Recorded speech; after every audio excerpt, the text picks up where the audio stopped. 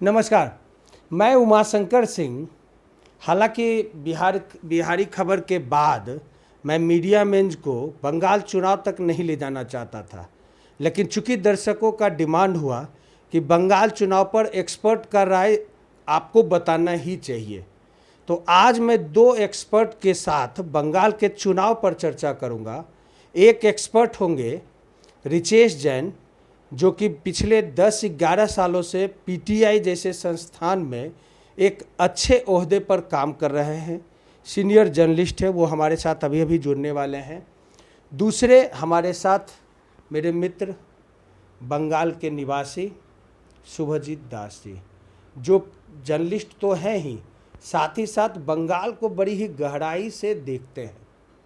तो सबसे पहले मैं चाहूँगा कि शुभजीत जी अपना इंट्रोडक्शन दें, तब तक रिचेश जी से अनुरोध होगा कि वो हमारे पैनल में शामिल हो जाएं। नमस्कार, मेरा नाम है शुभजीत दास गुप्ता। मैं पिछले 16 साल से मीडिया फील्ड में काम कर रहा हूं और इतने ही सालों से मैं दिल्ली में भी काफ़ी सारे सीनियर अच्छे ऑर्गेनाइजेशन से काम कर चुका हूं। ANI, Indian express, the Pioneer जैसे ऑर्गेनाइजेशन से मैं जुड़ा हुआ हूं। बंगाल में आप कहाँ से हैं? बंगाल में मैं कोलकाता से ही हूँ। कोलकाता में कौन से लोकेशन? आपका विधानसभा बेहाला। विधानसभा कौन सा है? बेहाला और कॉन्स्टिट्यूंसी। पिछले कितने सालों से किसके पास वो रहा है? अभी वहाँ के विधायक किस दल से हैं? TMC टीएमसी से। रिचेश जैन। हाँ, मैं भी पिछले 15 साल से मीडिया में हूँ और अराउंड 11 ईयर्स मुझे पीटीआई में हो गए हैं। इससे पहले मैं ऑल इंडिया रेडियो में था, जहाँ मैं बुलेटिन्स कंपाइल करता था। उससे पहले मैं हिंदुस्तान टाइम्स में था। नहीं, राजनीति में रुचि तो है, लेकिन राजनीति में भी भगवा राजनीति में आपकी ज़्यादा रुचि है, इसके बारे में बताइए। हाँ, मैं थोड़ा बीजेपी की तरफ मेरा झुकाव है, लेकिन मैं जर्नलिस्ट हूँ तो ये नहीं कह सकता कि मैं उसका प्रवक्ता हूँ या मैं बिल्कुल ही उसको अंधभक्त नहीं हूँ। भक्त है? नहीं, भक्त भी नहीं हूँ। अच्छा, मुझे भक्त केवल भगवान के होते हैं, किसी पॉलिटिकल पार्टी या नेता के नहीं।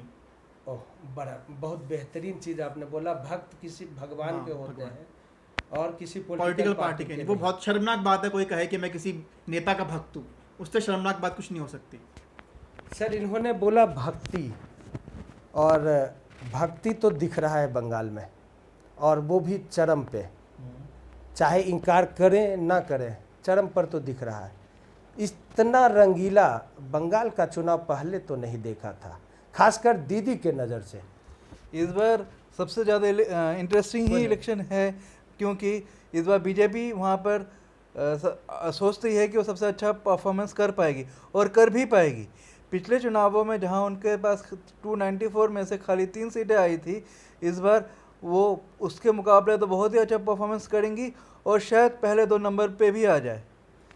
सर, इनका कहना है कि भारतीय जनता पार्टी को खोने के लिए वहाँ कुछ नहीं है, खासकर विधानसभा में 3-8, इससे नीचे क्या कहा जा सकता है एक राष्ट्रीय पार्टी? यानी जो भी है उसे पाना है। हाँ, सत्ता नहीं पा रहे हैं, ऐसा इन्होंने इंडिकेट किया था कैमरे से बाहर। और लेकिन सत्ता पाने के लिए तो आप तो किसी हद तक जा रहे हैं, ऐसा क्यों? नहीं, किसी हद तक नहीं कह सकते। रहने दीजिए, मैं हैंडल कर रहा हूँ जी। नहीं, सत्ता किसको मिलेगी ये तो 2 मई को ही मालूम पड़ेगा। उससे पहले हम कुछ नहीं कह सकते। हाँ, जैसा मेरे मित्र ने कहा, भाजपा बहुत अच्छा प्रदर्शन करेगी, क्योंकि लेफ्ट और कांग्रेस वहीं कहीं पिक्चर में नहीं है। मतलब पिक्चर में नहीं है तो फिर इलेक्शन क्यों करवा रहे हैं भाई? अब इलेक्शन तो लड़ेंगे ही ना। पॉलिटिकल पार्टी है, पुरानी पार्टी से इलेक्शन तो लड़ेंगे। ये तो हमारा प्रक्रिया है, हमारे संवैधानिक प्रक्रिया। थोड़ा बोल बच्चन नहीं हो रहा है आपका?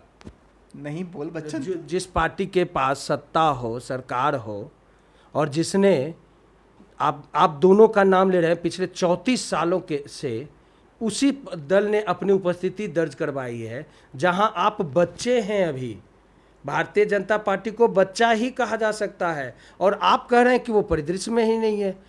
यानी कि अटल आडवाणी जी के जैसा वहां भी औरों को आपने भगा ही दिया ना? नहीं, ऐसा नहीं है। कभी टीएमसी भी बच्ची ही थी, लेकिन पिछले 10 साल से वो वहाँ पे है सरकार उसकी। तो ऐसा आज जवान है ना वो? है, हाँ, जवान हो चुकी है। तो उसकी जवानी बीजेपी भी धीरे धीरे जवान हो रही है। आप उसे बच्चा नहीं कह सकते। मतलब इतनी जवान नहीं हुई है कि सत्ता ले ले। ये तो 2 मई को ही मालूम पड़ेगा। अच्छा, उससे पहले तो हम नहीं कह सकते क्या होगा, केवल कयास लगा सकते हैं। क्या कयास लगाए? कि बीजेपी नहीं आएगी या सपने हम टीएमसी दोबारा आएगी। ज़्यादा चांस, टीएमसी बहुत मजबूत है, इसमें कोई नकार नहीं सकते हम। कितना मजबूत है टीएमसी? भाई 2 साल से लगातार वहाँ जीत रही है। ये खुद कह रहे हैं टीएमसी बहुत मजबूत है। टीएमसी वहाँ तो मजबूत है ही है, लेकिन मैं एक चीज़ यहाँ पे दोहराना चाहूँगा, जैसे मेरे साथी ने अभी थोड़ी देर पहले बोला था कि कम्युनिस्ट पार्टी और कांग्रेस का वहाँ पे होना ना होना बराबर है, जैसे उन्होंने इंडिकेट किया था। मुझे ये लगता है कि अगर यहाँ पे हंग असेंबली होती है, जैसा कि होता हुआ दिख भी रहा है, तो कांग्रेस और लेफ्ट फ्रंट टीएमसी को समर्थन दे सकती है सरकार बनाने के लिए, क्योंकि मेरे पत्रकार मित्र, मेरे जितने भी रिपोर्टर बंगाल में हैं, उनका साफ साफ ये कहना है कि बंगाल में बेशक भारतीय जनता पार्टी सरकार नहीं बनाएगी, सरकार टीएमसी के पास ही होगा। भारतीय जनता पार्टी को खोने के लिए कुछ भी नहीं है, तो पाने के लिए जो भी है वो पाएंगे ही। लेकिन ये कौन सा पाना होगा? आपने 13 टीएमसी के विधायक को अपने साथ मिलाया, 3 नहीं मिलाया क्यों कहेंगे आप, वो आए।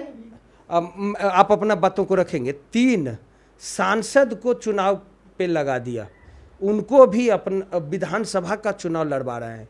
यानी कि अपने 16 सीटों को ही मात्र श्योर शॉट में माना है।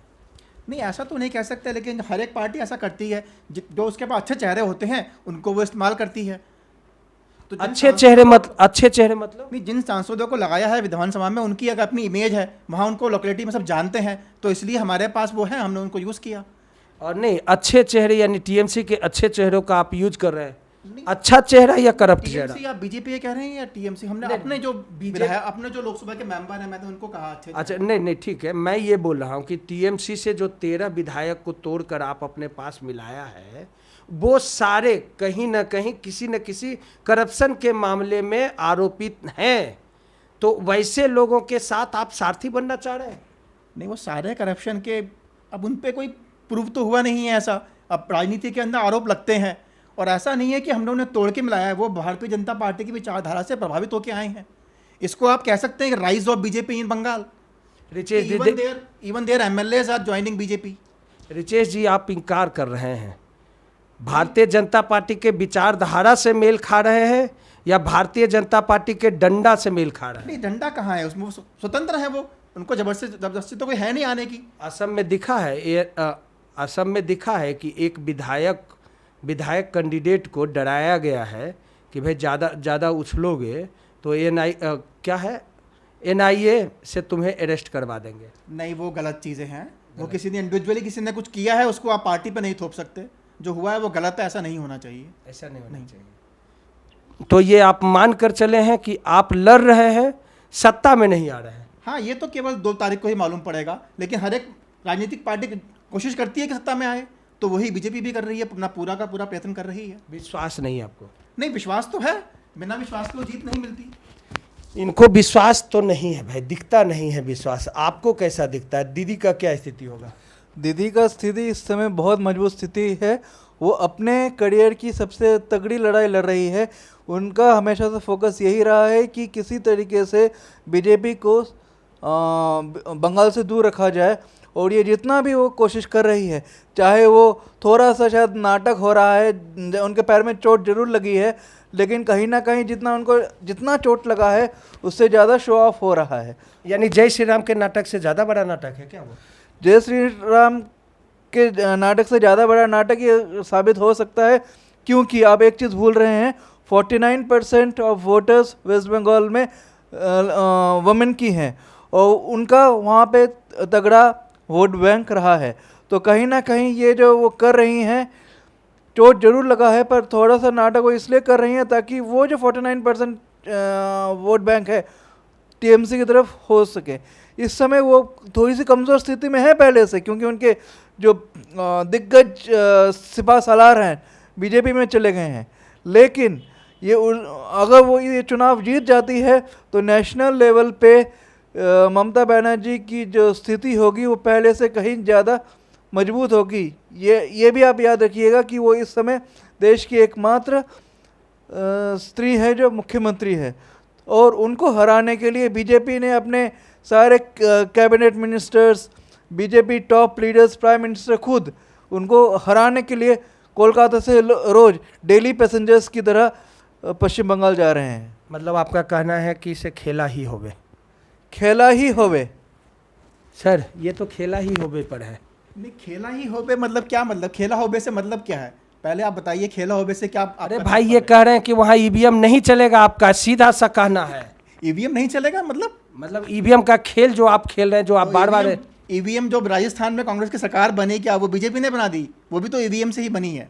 आप फिर नेहरू जी पर मत जाइए। नेहरू जी पे नहीं गया मैं। राजस्थान आप तीन चार साल पीछे मत जाया करिए, वर्तमान में बात करिए। असम में एक विधायक के गाड़ी से ईवीएम मशीन मिला है, पूरी बटालियन मिली है, उससे इनकार तो नहीं कर सकते आप। पूरी बटालियन नहीं मिली है, बैलेट बॉक्स मिला है वहाँ पे, और वो चुनाव आयोग ने कहा है कि वो गाड़ी खराब हो गई थी, इसलिए हमने लिफ्ट लिया गाड़ी के दूसरी। अब वो उनको मालूम नहीं था कि वो बीजेपी नेता के नाम वो गाड़ी रजिस्टर्ड है, और अब तो वहाँ पे दोबारा इलेक्शन भी घोषित हो चुका है, तो उसको ना तूल दे तो अच्छा है। आप ऐसे ही बातें आपको ध्यान होगा मध्य प्रदेश के लिए भी उड़ी थी कि मध्य प्रदेश के अंदर भी एक वो वोटिंग मशीन मिली है, लेकिन वो बाद में मालूम पड़ा था वो रिजर्व वोटिंग मशीन थी।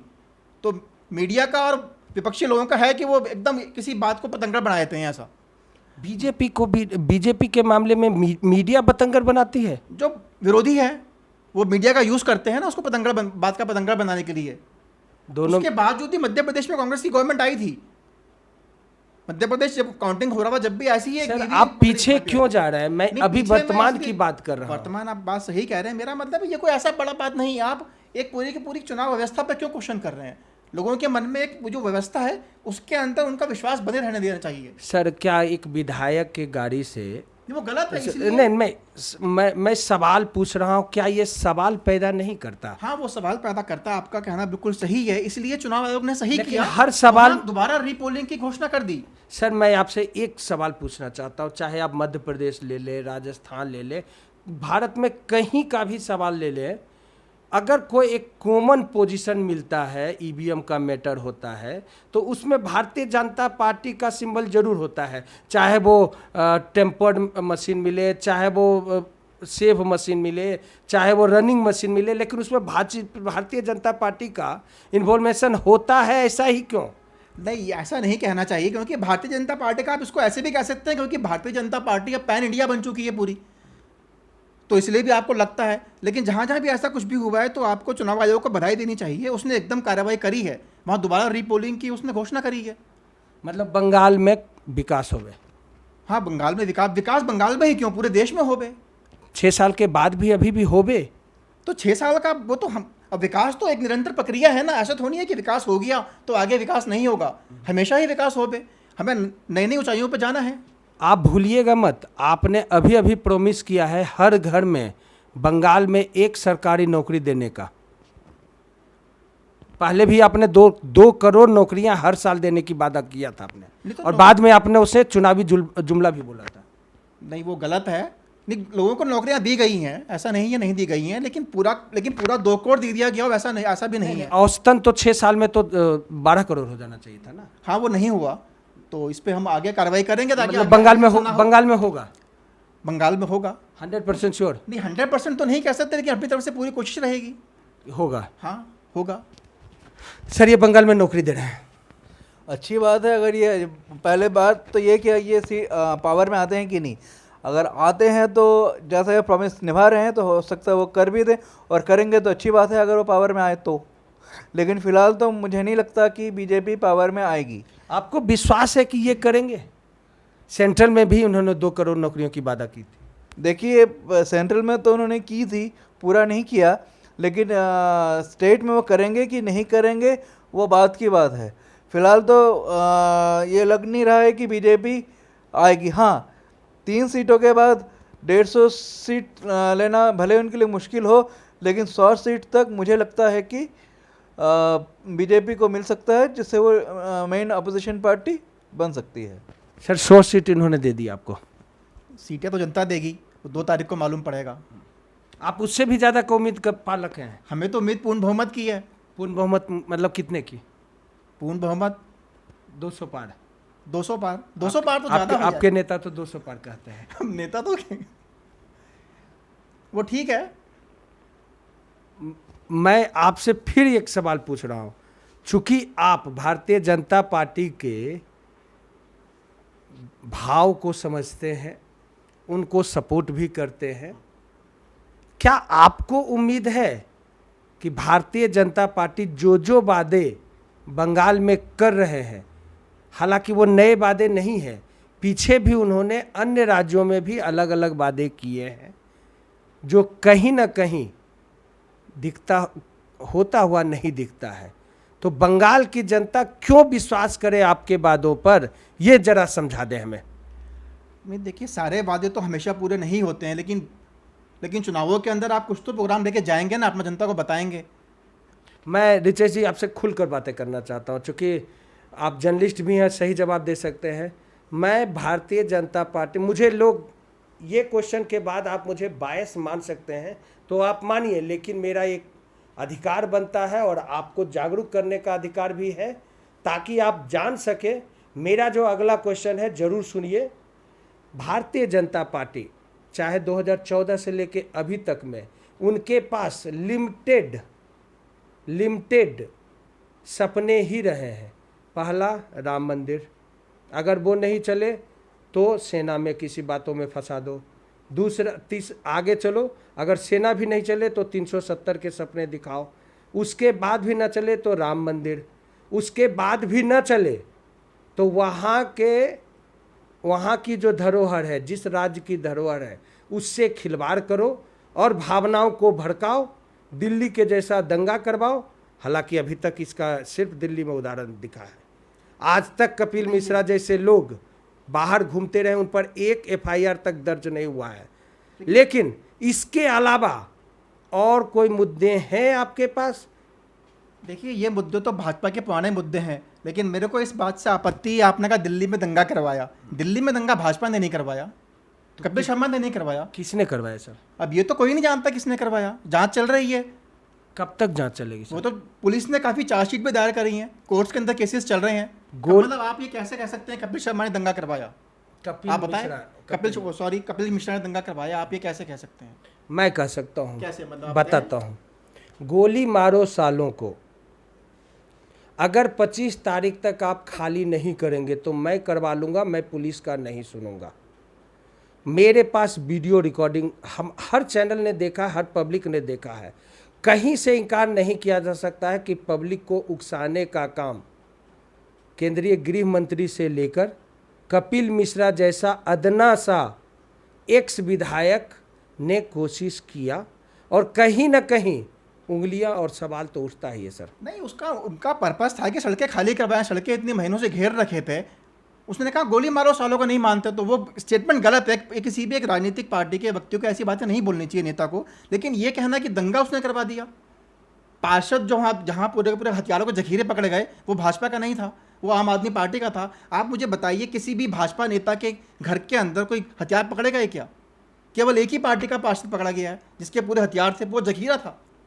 फिर भी आप कहते हैं भाजपा ने दंगा करवाया, कपिल मिश्रा ने दंगा करवाया। लेकिन सर, इस दंगा से 3 दिन पहले उस पार्षद के साथ कपिल मिश्रा की बातचीत, उनके घर में बैठकर खाना पीना, क्या वो सवाल पैदा नहीं करता? नहीं तो मतलब वो पार्षद है, अपने आप ही फंसेगा, अपनी पार्टी का भी नाम दबोएगा और लोगों पे हत्या करवाएगा। मतलब ये तो आप नहीं कह सकते हैं ना। मतलब गोलियां पूरे वहाँ पे तेज़ाब की बोतलें हैं, तेज़ाब के पैकेट में तेज़ाब भरा हुआ है, पूरे बड़ी बड़ी गुलेलें हैं जिनसे पत्थर फेंके जा रहे हैं। और कुछ इसके अलावा? और मतलब तेजाब, गुलेल, उसके अलावा पूरे वहाँ पे वो बम वगैरह भी थे जो फेंके गए हैं लोगों के ऊपर, गोलियां चलाई गई हैं। मतलब अभी तक आप बताएं, जैसे आपने कहा भाजपा ने दंगा करवाया, तो किसी भाजपा के नेता का बताइए, किसी अब में से उनका कार्यकर्ता का बताइए, किसी के घर से कुछ मिला हो, किसी के घर से कुछ फायरिंग हुई हो।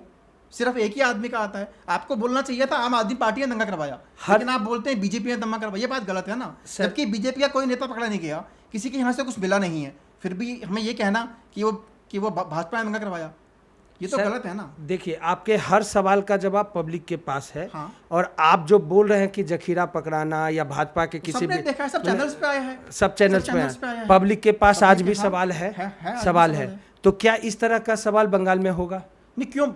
इसका उससे क्या रिलेशन है? है सर, रिलेशन है। बताइए क्या रिलेशन? आप खुद गौर से देखिए। नहीं, ये क्या मतलब दिल्ली के दंगों का बंगाल से क्या मतलब? अब ये बताएंगे।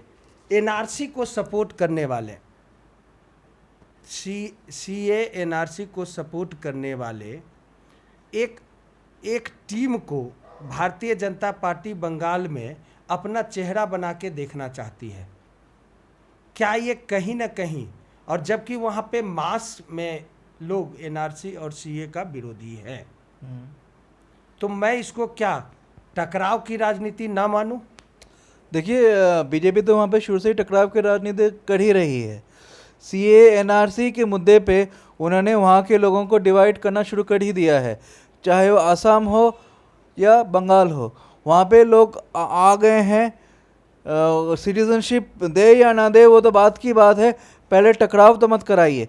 जो हमारे यहाँ पे इतने सालों से रह रहे हैं वो भारतीय ही हुए, जिनके दादा परदादा भारत में रह रहे हैं वो भारतीय ही हुए, वो बाहर ही कैसे हो सकते हैं? क्या ये हमारे देश के लिए दुर्भाग्य की बात नहीं है कि पूर्व राष्ट्रपति श्री फखरुद्दीन अली अहमद के पोते को भी सीए का प्रूफ देना पड़ गया है, एनआरसी का प्रूफ देना पड़ गया है? सर, सवाल इनका जायज़ है, लेकिन मैं इस सवाल पर ज़्यादा नहीं जाऊंगा, कंट्रोवर्शियल है। लेकिन अगर आप सरकार बनाते हैं तो आपका मुख्यमंत्री कौन होगा? नहीं, आप, मैं फिर भी इसमें एक बोलूँगा, जैसे उन्होंने कहा एनआरसी का जो सीए है वो किसी की नागरिकता नहीं छीनता है, वो तो नागरिकता देने के लिए है। जो बांग्लादेश के अंदर या पाकिस्तान के अंदर जो अल्पसंख्यक उन पर अत्याचार हो रहा है, अगर वो यहाँ आते हैं तो उनको नागरिकता दी जाएगी। हिंदुस्तान के अंदर जो अल्पसंख्यक रह रहे हैं, मुस्लिम्स हैं, किसी की नागरिकता छीनने का नहीं है।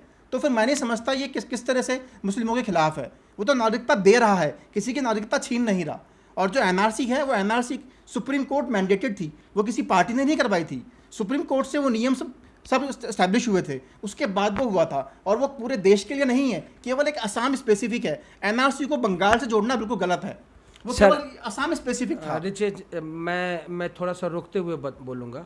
मैं आपकी बातों को एग्री करता हूँ, सुप्रीम कोर्ट की बातों को भी एग्री करता हूँ, लेकिन ये कन्फ्यूजन क्यों पैदा हुआ? प्रधानमंत्री जी कहते हैं एनआरसी शब्द कहीं डिस्कशन ही नहीं हुआ है, संसद भवन में सीए एनआरसी का कोई अस्तित्व ही नहीं है। लेकिन उसी पैरेलल में 2-3 दिन के बाद गृह मंत्री जी कहते हैं पूरे भारत में एनआरसी एक साथ लागू होगा। क्या आप इनकार करते हैं? तो इस तरह का कन्फ्यूजन कहीं ना कहीं पब्लिक के दिमाग में सवाल पैदा करता और कन्फ्यूज करता है। मानते हैं, नहीं मानते हैं? वो आप सही कह रहे हैं, कन्फ्यूजन पैदा करता है। लेकिन इसके बाद संसद के अंदर भी गृह मंत्री कह चुके हैं कि वो एनआरसी नहीं, अभी तो उससे कोई नियम ही लागू इस्टेब्लिश नहीं हुए हैं, नियम सरकार ने नहीं बनाए हैं, कहीं लागू नहीं हो रहा है। अभी केवल एनआरसी केवल असम में चल रहा था, जो सुप्रीम कोर्ट मैंडेटेड था। उसके बाद सरकार भी कई बार कह चुकी है ये पूरे देश में लागू नहीं हो रहा है। वो तो बार बार उसको मुद्दे को उठाना तो ये गलत है। बार बार पब्लिक उठा रही है या प्रधानमंत्री जी भी स्टेज पर से खड़ा होकर? आप बताइए उसके बाद कहाँ बंगाल इलेक्शन में हो रहा है क्या? से बंगाल इलेक्शन में एनआरसी सीए का बंगाल के घोषणा पत्र में भी एनआरसी शब्दों का यूज किया गया है, सीए एनआरसी का यूज किया गया। बेशक असम में नहीं किया गया, जहाँ के लिए सुप्रीम कोर्ट ने मैंडेट किया है वहाँ के लिए नहीं किया है, लेकिन बंगाल के घोषणा पत्र में सीए एनआरसी है। बिल्कुल है, और उसी के मुद्दे पर बीजेपी वहाँ पे सरकार बनाने की सोच भी रही है। आप शायद ध्यान होगा कि मथुरा कम्युनिटी जो है वो वहाँ पर 3 करोड़ की पॉपुलेशन है, जो कि सीए का समर्थन बीजेपी का खुलकर कर रही है।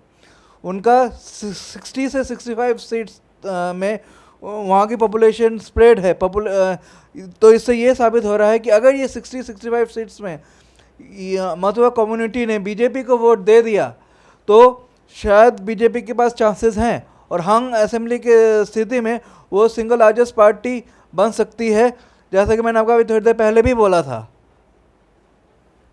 देखिए, मैं नहीं समझ पा रहा हूँ सीए का विरोध क्यों कर रहे हैं। जैसे मैंने आपसे पहले भी कहा था, सीए किसी की नागरिकता छीनता नहीं है, वो केवल नागरिकता देता है।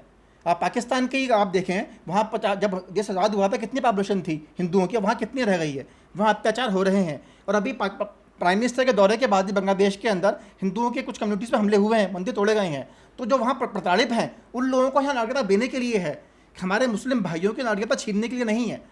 तो जो चीज़ जिस काम के लिए है नहीं, हम बार बार संदेह क्यों पैदा कर रहे हैं? सर उज्ज्वला योजना लागू करते ही अरबों रुपया आप फूंक देते हैं उज्ज्वला योजना के प्रचार में। सीए एनआरसी के बारे में अगर पब्लिक के बीच में कोई कन्फ्यूजन है तो उसको दूर करने के लिए सरकारें कदमें क्यों नहीं उठाती? नहीं, सरकारें कदम उठा रही हैं, केवल कन्फ्यूज़न ये विपक्षी पार्टियों में ही है। वो जानबूझ के लोगों के मन में ऐसी बातें पैदा कर रहे हैं कि अल्पसंख्यकों का वोट लेने के लिए। नहीं, आप नेता के तौर पर ज़्यादा अच्छा बोल रहे हैं। नहीं, ऐसी बात नहीं है। नहीं, प्रधानमंत्री जी बोलते हैं कि सीए एनआरसी नहीं है और गृह मंत्री जी बोलते हैं, तो कन्फ्यूजन तो होगा ना सर? नहीं, मैंने आपसे पहले भी कहा कि वो कन्फ्यूज़न गवर्नमेंट दूर कर चुकी है कि सीए और एनआरसी दोनों आपस में नहीं है। सीए केवल आपको नागरिकता देने के लिए है, किसी की नागरिकता छीनेगी नहीं। किसी मुस्लिम भाई की नागरिकता सीए से जाएगी नहीं, तो कोई इसमें कोई संदेह नहीं है।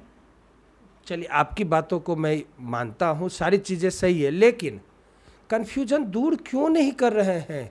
क्या आज विपक्ष इतना मजबूत है कि किसी को भी मिसगाइड कर दे? अगर इतना मजबूत होता तो 2019 में आपकी स्थिति 300 प्लस की नहीं होती सर। हाँ, वो नहीं, ये तो विपक्ष कोशिश कर रहा है ना ऐसा ही। लेकिन दुर्भाग्य है कि जैसे हिंदू कम्युनिटी की तरह मुस्लिम कम्युनिटी, जैसे हिंदू कम्युनिटी वोट करती है, कोई एकमुश्त वोट नहीं देते हैं, लेकिन मुस्लिम कम्युनिटी का हमारा रहा है धारणा कि वो एकमुश्त वोट करते हैं। तो उनके एकमुश्त पाने के लिए ये संदेह पैदा किया जा रहा है, ताकि उनके मन में ये भावना भरी जाए कि भाजपा आई तो वो सीए लेके आएगी, आपकी नागरिकता छीन जाएगी। इसलिए जो विपक्षी पार्टी हैं उस मुद्दे को भुना रही हैं ताकि वो भाजपा को वोट नहीं दें। हर जगह के चुनावों में। हाँ, बंगाल में होना नहीं चाहिए था, ऐसा हो रहा है। असम में तो हाँ मुद्दा है ही, वो तो सुप्रीम कोर्ट मैंडेटेड है। लेकिन वहाँ मैनिफेस्टो में आपका सीए एनआरसी नहीं है। सीए वो अलग चीज़ है, वो तो पार्टी डिसाइड करती है। मैं कोई भाजपा का प्रवक्ता नहीं हूँ, अब उन्होंने उसमें क्यों नहीं रखा, क्योंकि वो तो सुप्रीम कोर्ट के द्वारा हुआ ना। तो अगर चलिए, नहीं भी रखा है बंगाल का कंक्लूड करिए आप। बंगाल में क्या होगा? आप अपना वक्तव्य करने के बाद आप माइक उनको दे देंगे, मैं कैमरे के पीछे जा रहा हूँ। आप बंगाल का कंक्लूजन बताएं और उसके बाद कंक्लूड करने के लिए इनको दे देंगे। नहीं, मैं तो कंक्लूजन बताने के लिए कोई नहीं हूँ। कंक्लूजन तो बंगाल की जनता करेगी 2 तारीख को। उससे पहले हम कुछ नहीं कह सकते। उससे पहले तो केवल कयास लगा सकते हैं कि टीएमसी आएगी, बीजेपी आएगी, या कांग्रेस और लेफ्ट का कंबाइन आएगा। देखिए, ये बात तो सही है कि May 2 को ही पता चलेगा कि किसकी सरकार बन रही है।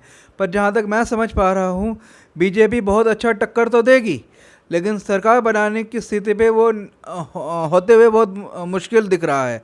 टीएमसी सरकार बना सकती है, और अगर हंग असेंबली भी हुई, टीएमसी आप मान लीजिए दूसरे नंबर पर रही बीजेपी के बाद, तो हो सकता है कांग्रेस और लेफ्ट फ्रंट वो अलायंस उनको समर्थन दे दे, क्योंकि बीजेपी यहाँ पे खाली टीएमसी से चुनाव नहीं लड़ रही है, वो लेफ्ट फ्रंट और कांग्रेस भी उनके विरोधी है यहाँ पर। तो हर जगह है वो तो।